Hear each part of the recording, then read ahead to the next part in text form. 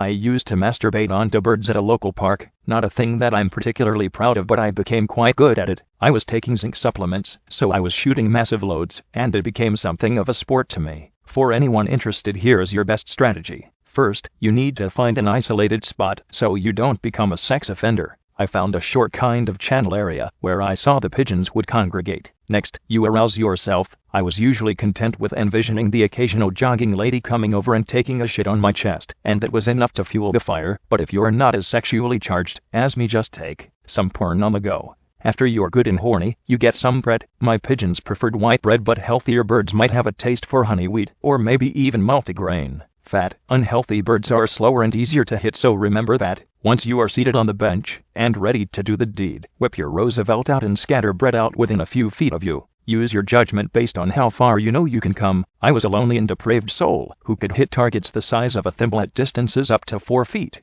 You wait for the pigeons to begin eating and to get comfortable with your presence. At this point, you want to coo gently and talk sensually to them to gain their trust. Now you're finally ready to come on your bird. This is a tough part because the rapid motion of masturbation is very frightening to the birds, so you have to be subtle. Once you master a technique, you simply wind it up and let it go, aiming depending on your past coming experiences. I always came high, so I would aim for the neck of the bird and catch it right in the face. It's an extremely satisfying and erotic feeling, seeing those birds reel around covered in cum and maybe even transporting it to other places in the city. Either way, I haven't done it in years, but every now and then I catch myself gazing wistfully at a flock of birds, cock throbbing, and waiting for them to land close to me.